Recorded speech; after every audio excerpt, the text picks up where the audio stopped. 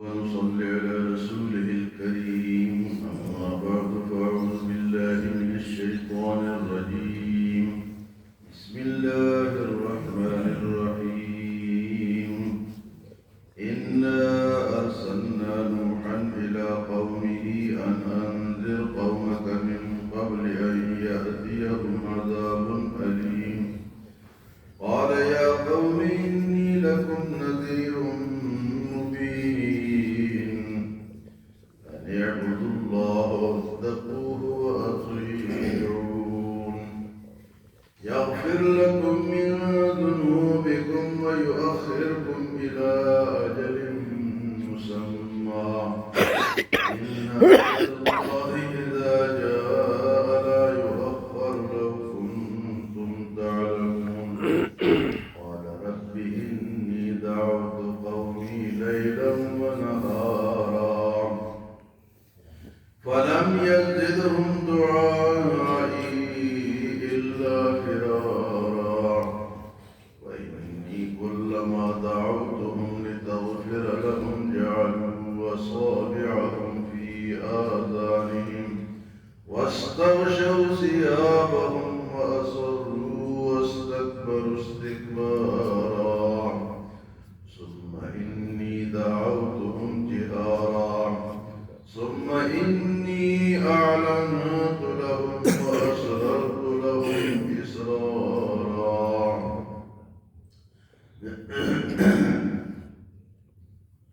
سورة نوح میں حضرت نوح علیہ السلام کے واقعات بیان ہوئے.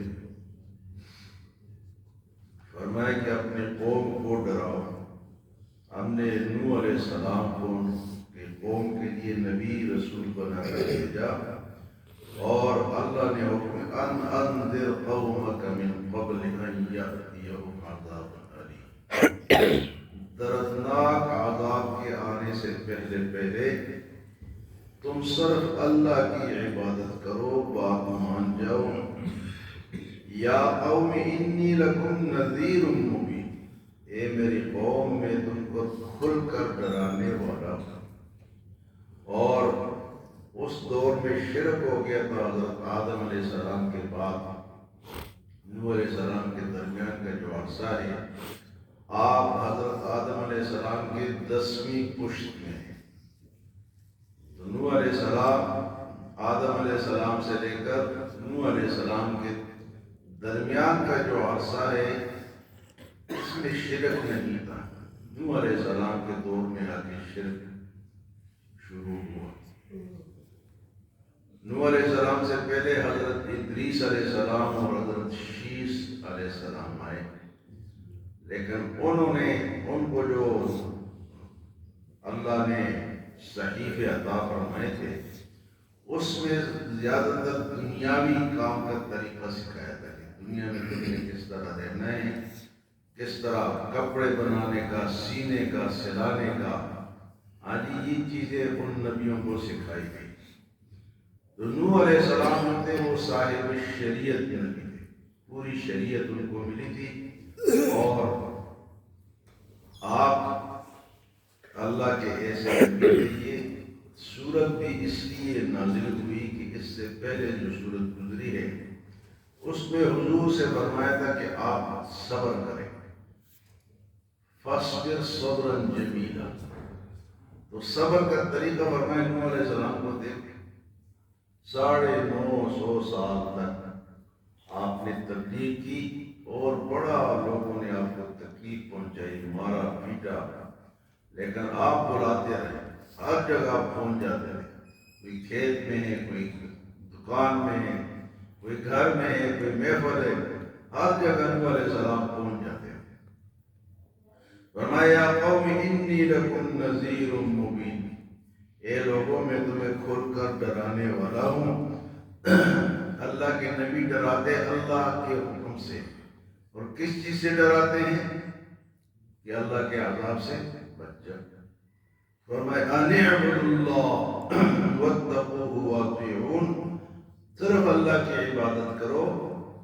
ان اعبدوا اللہ واتقوہ، اللہ سے ڈرو، واطیعون، اور میری بات مانو، میری تابعداری کرو.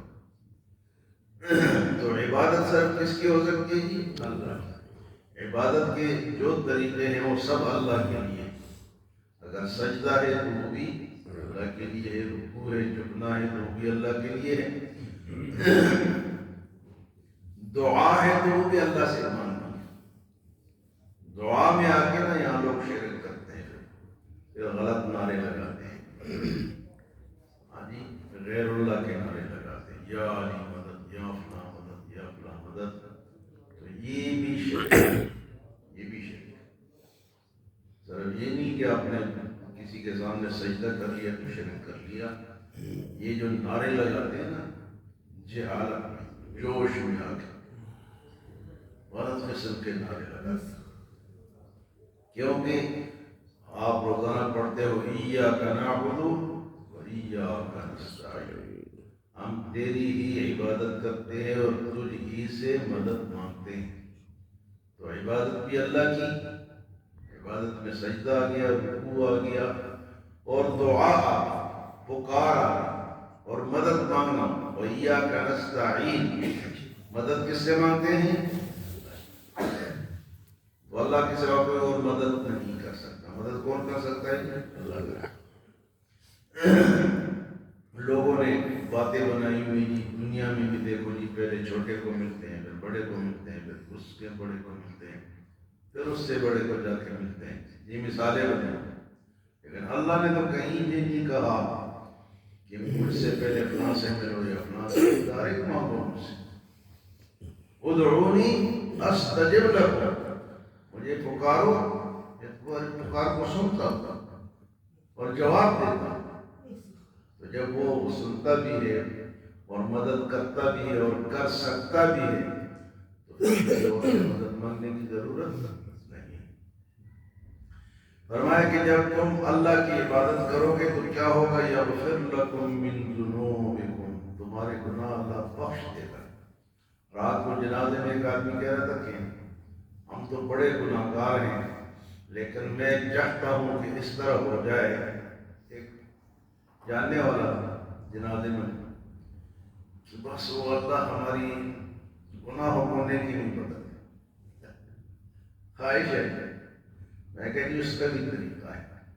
اس کا طریقہ کیا ہے کہ اللہ نے خود فرمایا ہے کہ ان الحسنات یذہبن السیئات، نیکیاں گناہوں کو ہٹا دیں، کرو پھر نیکی کرو، کرنا پڑے گا، ٹھیک ہے گناہ کیے ہیں اب نیکیاں کرو، تو یہ نیکیاں گناہوں کو ختم کرتی ہیں۔ اگر چاہتے ہو نا کہ بدل جائے، اس کے لیے بھی یہی طریقہ ہے کہ نیکیاں کرو تو وہ گناہ جو ہے وہ ختم ہوتے جائیں گے، اللہ معاف کرتا جائے گا۔ یہاں بھی اللہ فرماتا ہے یؤخرکم یغفر لکم من ذنوبکم، اگر میری عبادت کرو گے، اللہ کے نبی کی بات مانو گے تو وہ تمہارے گناہ بخش دے گا۔ ان الحسنات یذہبن السیئات، نیکیاں گناہوں کو مٹا دیں گے۔ تو فرمایا کہ وَيُؤَخِّرْكُمْ إِلَىٰ أَجَلٍ مُّسَمًّى، ایک وقت تک تمہیں وہ مہلت دے گا، اور مہلت جب ختم ہو گئی، إِنَّ أَجَلَ اللَّهِ إِذَا جَاءَ لَا يُؤَخَّرُ، جب اجل آ جائے، وقت آ جائے تو پھر پیچھے لا یؤخر، وہ پھر پیچھے نہیں ہوگا۔ إِنَّ أَجَلَ اللَّهِ، ہر بندہ چاہتا ہے کہ کل وہ ہمارے یہاں شیخی صاحب فوت ہوئے تو وہ کسی نے دبائے یوں کیے تو ان کے منہ سے پانی نکل آیا ہوگا، تو وہ سمجھے انہوں نے الٹی کر دی اور جناب دوبارہ اسپتال لے گئے۔ یہ تو زندہ ہے، یہ تو زندہ ہے، الٹی کیوں کی؟ الٹی تو زندہ بندہ کرتا ہے، حالانکہ وہ کسی نے دبایا نا تو منہ سے پانی نکل آیا۔ اللہ فرماتا ہے کہ ان اجل اللہ اذا جاء لا یؤخر، جب اجل آ جائے، وقت آ جائے، وہ پھر ٹلتا نہیں ہے، پیچھے نہیں ہوتا، لا یؤخر، اس کو کوئی پیچھے کر بھی نہیں سکتا۔ لو کنتم تعلمون، اگر تمہیں سمجھ ہے۔ نوح علیہ السلام نے اللہ کے دربار میں درخواست کی، یا اللہ میں کیا کروں، 950 سال ہو گئے، میں ان کو بلاتا ہوں، تیری طرف بلاتا ہوں، اور بلاتا کس طرح ہوں؟ رب انی دعوت قومی لیلا ونہارا، اللہ میں نے دعوت دیتا ہوں صبح اور شام، رات اور دن. رب انی دعوت قومی، اللہ میں ان کو دعوت اپنے قوم کو دیتا ہوں لیلا و نہارا، رات کو بھی ہر وقت میں ان کو دعوت دیتا ہوں. دعوت دینا یہ نبیوں کا کام ہے. دعوت کیا ہے؟ بلاتے ہیں بھائی آ جاؤ، بھائی آ جاؤ، بھائی آ جاؤ، یہ دعوت. انی دعوت قومی لیلا و نہارا، اے میرے پروردگار میں نے بلاتا ہوں رات کو بھی اور دن کو بھی. فلم یزدہم دعائی الا فرارا، لیکن میرے بلانے نے نہیں زیادہ کیا مگر ان کا بھاگنا. یہ تو بھاگ رہے ہیں، مان ہی نہیں رہے. فلم یزدہم دعائی الا فرارا، اس طرح آج کا نام ہے. بھاگتے نہیں، بھاگتے سب بھاگتے، کوئی ماننے کے لیے تیار ہے. رات کو میں نے وہاں جنازے میں کہا کہ 95% مسلمان نمازی نہیں ہے، نماز نہیں پڑھتے، صرف 5% پڑھتے ہیں. کتنے فیصد ہیں؟ اللہ کی رحمت کہاں سے ہے؟ 95% مسلمان نماز نہیں پڑھتے. 5% جو نظر آتے ہیں مسجدوں میں، 5%. اور یہ جو 5% ہے یہ بھی کیا ہے؟ ان کی بھی نماز درست نہیں ہے، کئی غلطیاں اس کے اندر. غلط شرط پڑھ کے جان چھڑا کے بھاگتے ہیں. نہ سجدہ ٹھیک ہے، نہ رکوع ٹھیک ہے، نہ پڑھائی ٹھیک ہے. جو الفاظ ہیں وہ بھی نہیں سیکھے ہم نے، بس وہ بچپن میں والدین سے یاد کر دیے، کبھی پھر غور نہیں کیا کہ میں اپنے نماز کسی کو سناؤں. ہم نے ایک دفعہ یہاں تعلیم بالغاہ شروع کیا تھا مسجد میں، رات کے وقت ہم پڑھاتے تھے تو کئی بڑے بڑے نمازیوں کے الفاظ غلط تھے، بزرگ نمازیوں کے الفاظ. تو نوح علیہ السلام فلم یزدہم دعائی الا فرارا، یا اللہ میرے بلانے سے تو یہ بھاگتے ہی، ان کا بھاگنا زیادہ ہو گیا. وَإِنِّي كُلَّمَا دَعَوْتُهُمْ لِتَغْفِرَ لَهُمْ، اور جب بھی میں نے ان کو بلایا کس لیے؟ تاکہ تم ان کو معاف کر دے. تو انہوں نے کیا کیا؟ جَعَلُوا أَصَابِعَهُمْ فِي آذَانِهِمْ، انہوں نے کانوں میں انگلیاں دے ڈالی، کانوں میں کپڑے لگا دیے، کانوں میں ڈاٹ لگا دیے. وَاسْتَغْشَوْا ثِيَابَهُمْ، کپڑے لپیٹ لیے. وَأَصَرُّوا، اصرار کیا انہوں نے، اپنی بات پہ زور دیا. وَاسْتَكْبَرُوا، اور تکبر کیا. استکبار تکبر کرنا، یہ تو تکبر ہی کرتے رہے. ہم بڑے لوگ ہیں جی، ہمیں اس کی کیا ضرورت؟ نمازیں پڑھے غریب لوگ جن کے پاس کچھ نہیں، ہم کیوں بات مانیں؟ آج بھی اسی طرح بڑے بڑے مالدار جتنے ہیں، سیاستدان ہیں، اقتدار والے ہیں، فوجی ہیں، جنرل ہیں، کرنل ہیں، ہاں جی نماز نہیں پڑھتے اور تکبر کرتے ہیں. کون جھکے گا؟ ہاں جی ہر وقت پاؤں دھوئے گا اور جناب کپڑے اتارے گا، پھر دھوئے گا، پھر جھکے گا. آسان کام تو نہیں ہے. فرمائے ثم انی دعوتہم جہارا، میں نے ان کو کھل کر بھی بلایا، لوگوں کے سامنے بھی بلایا. ثم انی اعلنت لہم، اونچا کر کے بھی بلایا، پھر کھل کر بلایا. واسررت لہم اسرارا، چھپ چھپ کر بھی بلایا. لوگوں کے سامنے بھی ان کو دعوت دی اور آئے چھپ چھپ کر بھی میں نے ان کو ایک ایک آدمی کو پکڑ کے، بھائی بھائی میری بات سن لو، نماز کا وقت ہے، اللہ کی بات مانو، چھپ چھپ کر. یہ پیغمبروں کی دعوت ہے.